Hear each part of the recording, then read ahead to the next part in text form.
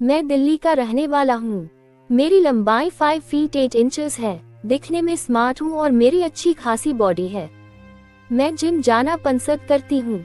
मैं बता दूं कि भाभीियों में मेरा खास इंटरेस्ट होता है, जिसकी वजह से मैंने अपनी भाभी के साथ वो सब कई बार किया था, किंतु भाभी की बहन के साथ भी कभी मौका मिलेगा कभी सोचा नहीं था। ये बात कुछ महीने पहले की है। जब मैं भाभी के घर कुछ सामान लेने गया था तो मैंने वहाँ भाभी की बहन को देखा। उसने एक कुर्ता और लोअर पहना हुआ था। उसका कुर्ता इतना गहरे गले का था कि सब दिख रहा था। मेरा दिल तुरंत उस पर आ गया। उसका नाम मोनिका था। उसका फिगर यही कोई 3'4", 3'2", 3'4" का होगा। रंग थोड़ा गहरा था और उसके कपड़ों का तरीका बड़ा अच्छा था। उसने मुझसे हेलो की तो रिप्लाई में मैंने भी हेलो बोल दिया और भाभी से बात करने लगा। थोड़ी देर बाद मैं अपना काम करके वापस आ गया, पर जब तक मैं भाभी के घर था वो मुझे पूरे टाइम घूरती रही। फिर अगले दिन उसकी फेसबुक पर रिक्वेस्ट आई, मैंने एक्सेप्ट कर ली। फिर उसके कुछ देर बाद उसका मैसेज आया। फिर हमारे बीच हाय हेलो हुआ और फिर बात ऐसे ही आगे बढ़ी। वैसे वो पहले ही भाभी से मेरे बारे में सब कुछ पूछ चुकी थी कि मेरी कोई है या नहीं और मैं उसके साथ वो सब करने के लिए मान जाऊंगा या नहीं। आग तो दोनों तरफ लगी थी। फिर मेरी भाभी से मैंने पूछा तुम्हारी बहन को सेट कर लूं? तो भाभी बोली देख, वो अपने पति को छोड़कर यहाँ आई है। उसका और उसके पति का झगड़ा हो गया है और अब वो अकेली रहेगी, उसके पास वापस नहीं जाएगी। तो वो अपने लिए किसी ऐसे को ढूंढ रही है जो उसके साथ टाइम बिताए और उसे अच्छे से खुश कर सके। मैंने बोला नेकी और पूछ। फिर मैं बोला फिर आप टेंशन ना लो, अब तो उसका भी काम बन जाएगा और मेरा भी। अगले दिन भाभी की बहन का मैसेज आया, आज आप आए नहीं अपनी भाभी के घर? तो मैंने कहा क्यों, कोई काम था? तो वो बोली नहीं, बस मिलना था तुमसे। मैंने कहा ऐसा क्या काम आ गया जो मुझसे मिलना है? तो उसने कहा मुझे तुम पसंद हो। इतना सीधा जवाब सुन के तो मैं सन रह गया। दूसरी बार कोई मुझे सामने से ऑफर दे रहा था। मैंने कहा पसंद तो मैं भी करता हूँ तुम्हें, पर बस कह नहीं पाया भाभी की वजह से। मुझे लगा भाभी पता ना क्या सोचेंगी मेरे बारे में। तो उसने कहा तुम्हारी भाभी कुछ नहीं बोलेगी, मैं उससे पहले ही बात कर चुकी हूँ।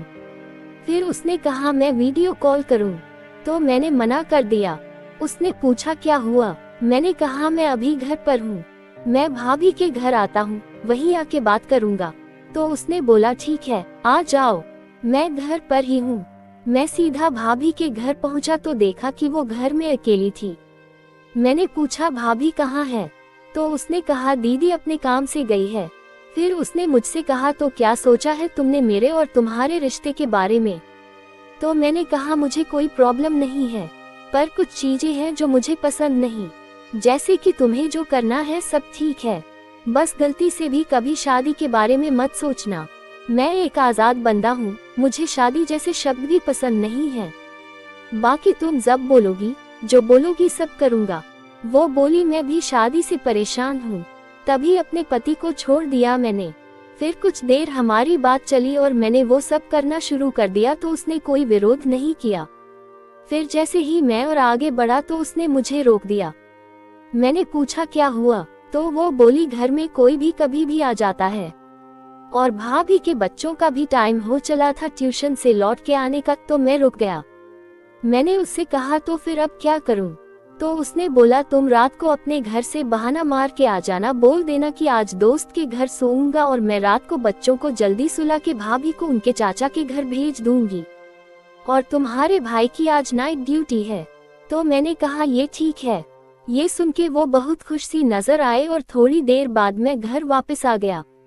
मैंने घर आके बोला रात को मेरे दोस्त के घर वाले सब बाहर जा रहे हैं शहर से, तो मैं आज उसके घर ही सोऊंगा। और मैंने पहले ही फोन करके अपने दोस्त को सब समझा दिया, फोन आए तो ऐसे ऐसे बोल दियो। फिर मैं बेसब्री से रात का इंतजार करने लगा। रात को 10 बजे मोनिका का फोन आया। उसने कहा कितनी देर में आ रहे हो? तो मैंने कहा 15 मिनट में पहुंच जाऊंगा। फिर मैं घर से निकल गया और भाभी के घर पहुंचा।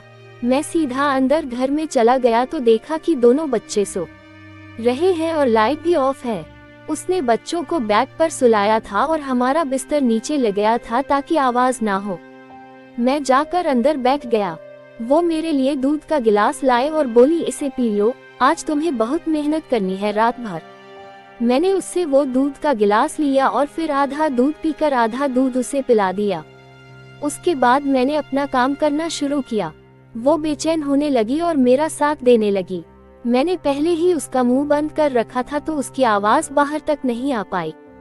मैंने अपना काम चालू रखा और 2 घंटे कब बीत गए पता नहीं चला। फिर हम सो गए और फिर सुबह 8 बजे उसने मुझे उठाया और मैं अपने घर आ गया। उसके बाद कई महीनों तक ये सिलसिला चलता रहा। उसके बाद उसे कोई और पसंद आ गया और उसने उसके साथ शादी कर ली। अब वो गाजियाबाद में रहती है। उसने अपना नंबर और सारे कॉन्टैक्ट बंद कर दिए हैं।